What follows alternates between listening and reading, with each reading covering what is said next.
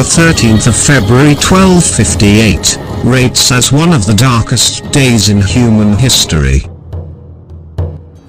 When it comes to the greatest loss of life due to violence in a single day.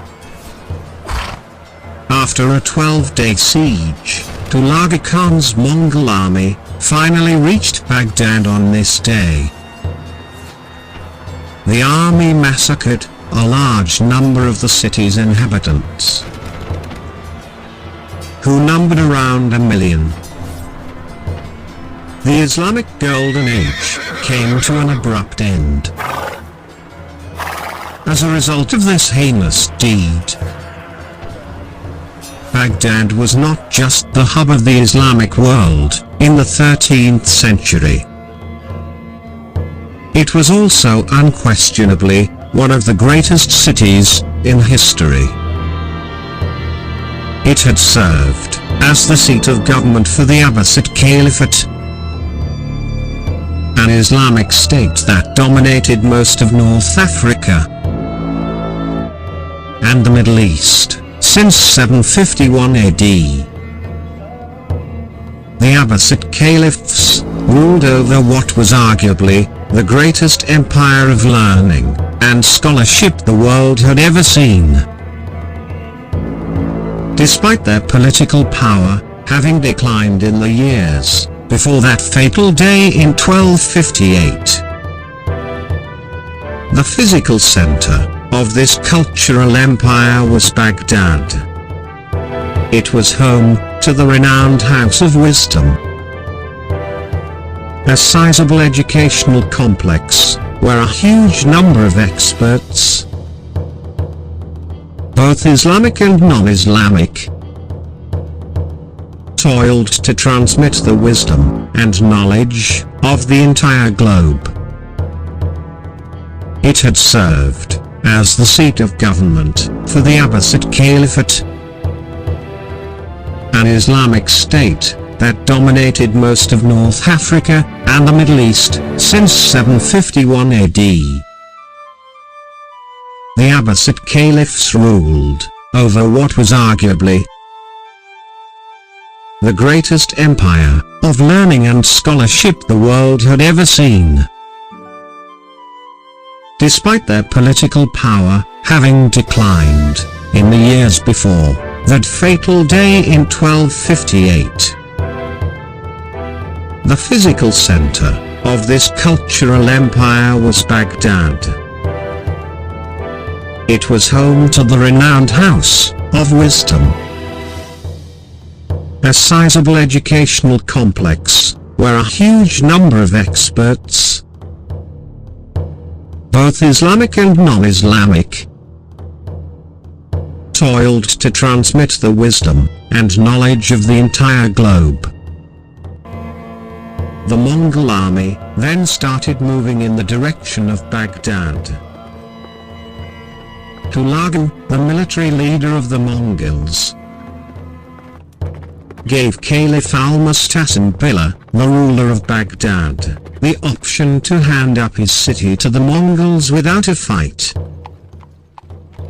As was common among Mongol military chiefs when advancing on a city, Al-Mustasim turned down Hulagu's offer for unclear reasons. According to some historians, he thought that if Baghdad was invaded, the rest of the Islamic world would support him. According to historical estimations, this army may have numbered somewhere between 100,000 and 150,000 warriors in all, making it the biggest Mongol army ever to have existed. Additional reinforcements included 20,000 Christian soldiers from Antioch and Armenia, 1,000 Chinese artillery engineers, and auxiliary Persian and Turkic military units. The battle engineers set up their siege engines and started their assaults.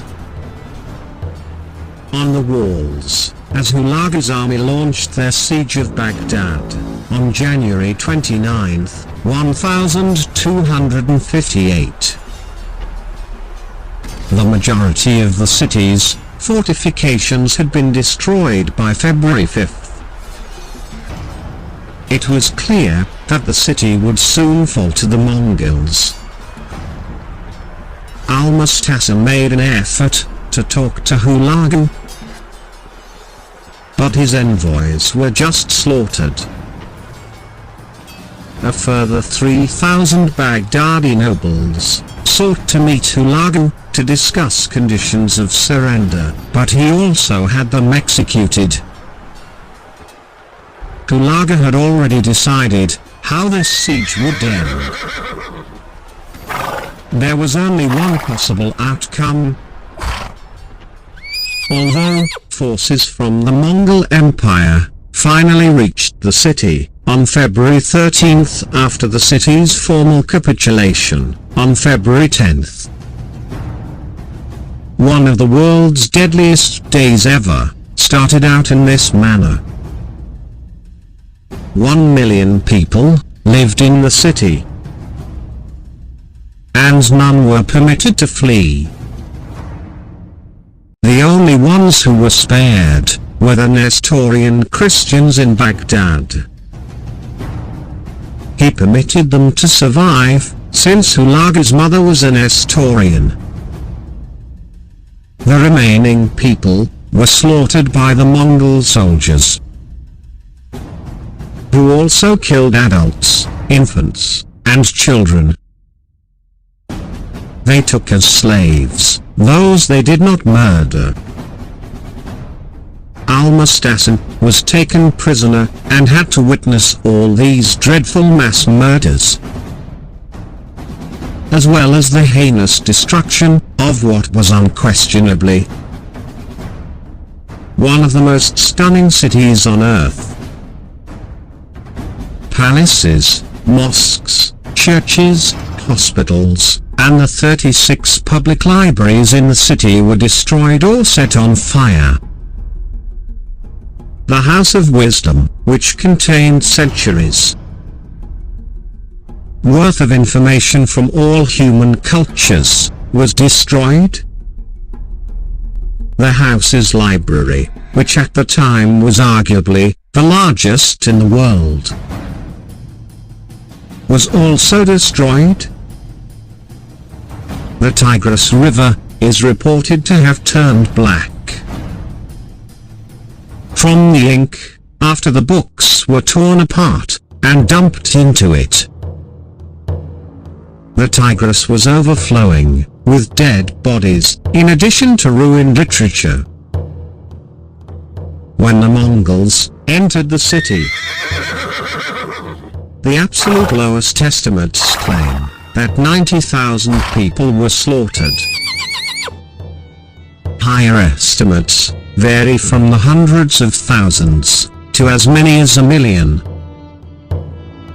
Hulagu slaughtered the whole family of the Caliph Al-Musta'sim after the city and its residents had been completely destroyed before his eyes. A process that took the merciless soldiers the better part of a week. Hulagu then executed the king as well. Al-Musta'sim was executed by being rolled up in a carpet and crushed to death inside of it by horses, according to a Mongol edict prohibiting the spilling of royal blood on the land. The Golden Age of Islam came to an abrupt end when the Mongols completely destroyed Baghdad. In fact, according to some historians, the fall of Baghdad was the Islamic world's single biggest blow in such a short period of time. Following this, there was a protracted era of unrest